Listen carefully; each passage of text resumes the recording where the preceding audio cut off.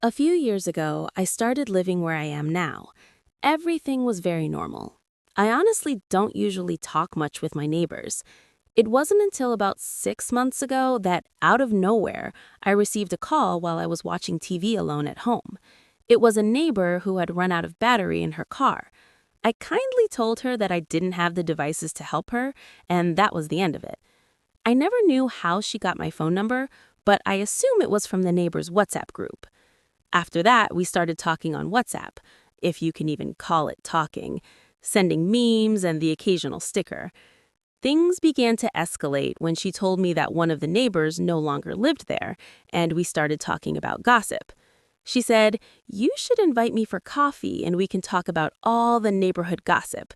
So I invited her for coffee. I didn't know the coffee was going to be at my house at 11 at night.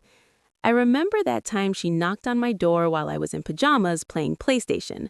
She arrived wearing very formal pajamas, so I made some coffee and we started talking, not realizing that 2 hours had already passed. At that moment, I clearly didn't try anything because I didn't know how to act.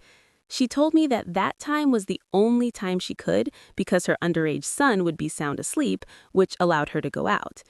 That's when she explained that her partner had left a year earlier and that they hadn't been in continuous contact for 2 months due to arguments they'd had, and that they had already signed divorce papers. After that visit, the WhatsApp messages started getting a bit more intense until we arranged another date to meet at my house.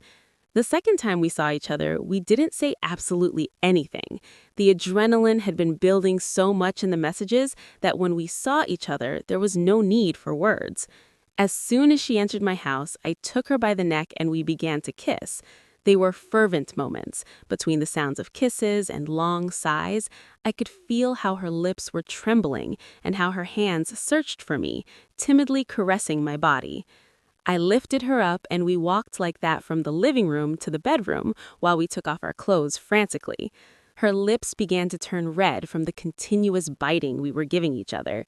Her white skin began to show a stronger pink color on her nose, mouth, neck, breasts, and her intimate area. We found ourselves in a frenetic and enchanting dance on the bed, letting all our desires go and everything we had said we were going to do when we saw each other.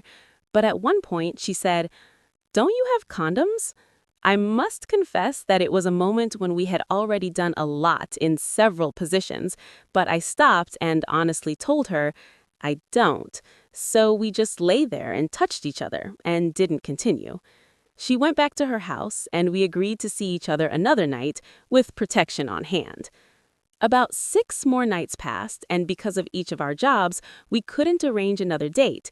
It wasn't until one night when I got home from work that she sent me a message. "Good thing you're home, neighbor. Could you please give me 2 incense sticks?" So I replied, "Sure, I'll bring them right over."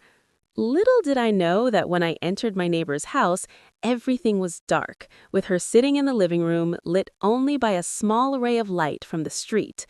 I only heard, "Close the door. You didn't really believe the incense thing, did you?" She quickly came over to kiss me, and before I realized it, she was kneeling in front of me, giving me one of the best oral experiences I've had in my life.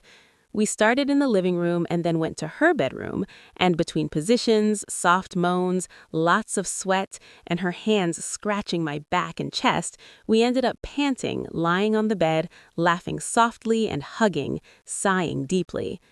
This has happened at her house more than 20 times, and at mine another 20 times over the past months, until one day she told me that she had spoken with her ex-partner and that he was going to come back to live with her and her son.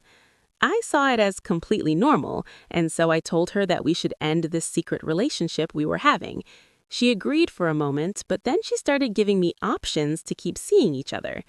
In the last 2 weeks, we've been sneaking away after she leaves work, then she goes to the gym, and I disappeared to go to the movies, before going back home much later.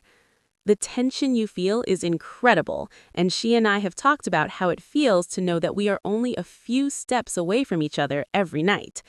Yesterday, she told me that things haven't been going very well with the person she now calls her roommate, and that he plans to leave her alone again in about 3 months. Apparently, this is going to continue.